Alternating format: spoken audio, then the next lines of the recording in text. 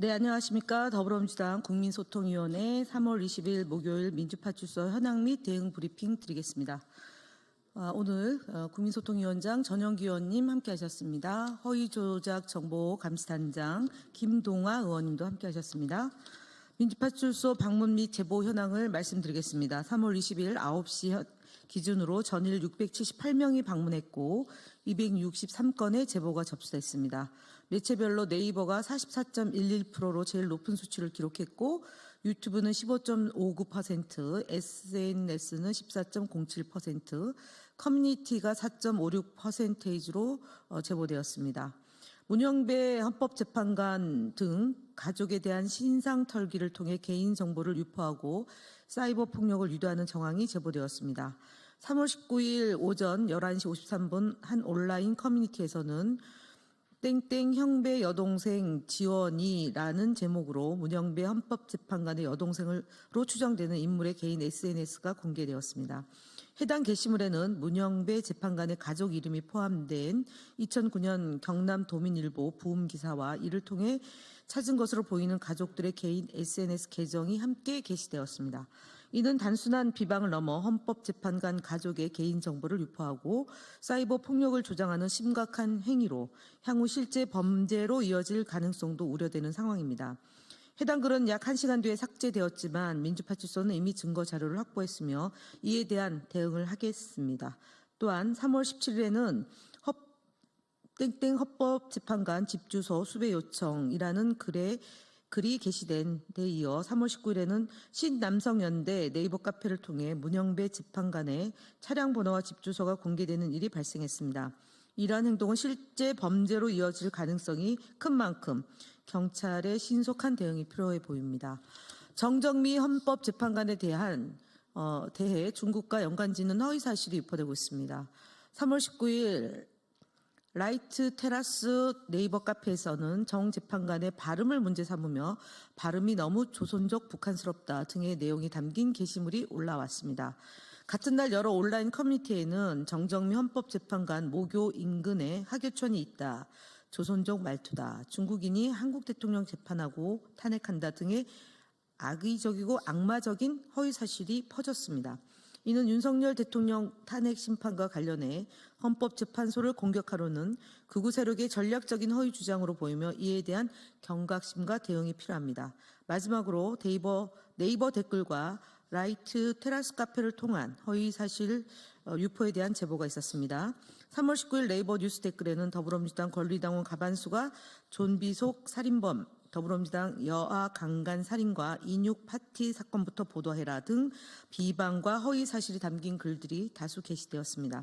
같은 날 라이트 테라스 네이버 카페에는 한 유튜버가 완주군 입양 아동을 위해 기부한 것과 관련해 민주당 지지하는 좌빨 유튜버가 입양 아동들을 왜 기부할까요? 전 왜 장기 매매랑 하늘이가 기억날까요? 등 정말 어처구니 없는 허위사실과 음모론적 내용이 퍼졌습니다. 현재 네이버를 중심으로 허위사실 유포가 급증하고 있으며 이에 따라 민주파출소는 네이버에서 신고된 허위사실 및 비방 게시물을 집중적으로 조사할 예정입니다. 다음으로 주요 대응 현황과 관련해서 김동아 의원이 브리핑하겠습니다.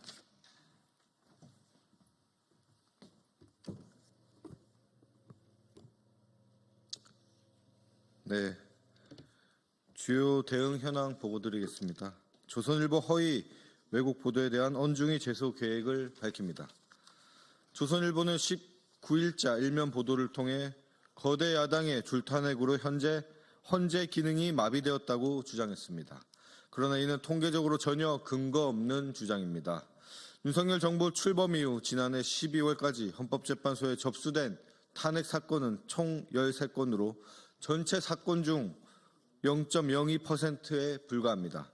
이는 헌재의 기능에 실질적인 영향을 미칠 수 없는 수준입니다. 그럼에도 조선일보는 민주당 등 야당의 줄탄핵이 헌재 기능 저하의 원인이라는 왜곡된 프레임을 씌우고 있습니다. 이에 대해 언중이 제소를 통해 바로잡겠습니다. 서부지법 폭동 관련 동조 옹호 유튜브 영상에 대한 대응 보고드립니다. 지난 119 서부지법 폭동 이후 유튜브에서는 이를 지지하거나 동조하는 영상이 다수 확산되었으며 꾸준히 제보가 접수되고 있습니다. 특히 배승희, 신의 안수, 성창경 등 100만 명 이상의 구독자를 보유한 대형 극우 유튜버들이 이러한 콘텐츠를 제작, 유포하며 여론을 왜곡하고 있어 그 심각성이 더욱 큽니다. 이에 저희 위원회는 모니터링을 실시하여 119 서부지법 폭동을 동조, 옹호하는 유튜브 영상 89건을 유튜브 커뮤니티 가이드 위반으로 신고 조치 완료하였습니다. 다음 부정선거 허위 조작 영상 삭제를 위한 선관위 입장 보고드립니다. 국민소통위원회는 지난 3월 17일 선관위의 소극적인 부정선거 허위 조작 영상 대응을 지적하며 선관위에 관련 질의를 한 바 있습니다. 이에 대해 중앙선관위는 부정선거 허위 조작 영상과 관련해 구글 등 해외 플랫폼에 삭제 요청을 하는 동시에 수사기관에 고발 조치를 하는 등 대응하였으나 대부분 사건이 무혐의 판단을 받으면서 어려움이 있다고 밝혔습니다. 그럼에도 중앙선관위는 부정선거 허위 조작 영상 등 선거 질서의 혼란을 야기하는 각종 주장에 대하여 공직선거법 위반을 근거로 적극적으로 대응할 계획이며 특히 4월 2일 재보궐 선거를 직접 방해하는 행위에 대해 철저히 조치할 계획임을 우리 위원회에 알려왔습니다. 우리 위원회는 선관위의 적극적인 대응 계획을 환영하면서 선거의 공정성을 훼손하려는 시도에 대해 선관위가 답변한 것과 같이 철저한 대응을 할 것을 기대합니다. 네, 국민의힘 거짓말 시리즈 62번째 말씀드리겠습니다. 오늘 오세훈 시장의 여론조사 비용 대납 의혹을 수사 중인 검찰이 서울시청과 오세훈 시장 공관, 강철원 전 부시장 주거지 등에 대한 압수수색을 실시했습니다. 명태균과 관계를 부정하는 등 각종 거짓말로 국민을 우롱해왔던 오세훈 시장에 대한 진실이 밝혀지고 있습니다. 그간 오세훈 시장은 본인의 SNS 계정 등을 통해 보궐선거 당시 김영선 전 의원의 소개로 명태균 씨를 2차례 만났지만 그게 끝이었습니다. 우리 캠프와 명 씨가 연관성이 있다고 보는 시각 자체가 난센스 등의 주장을 해왔습니다.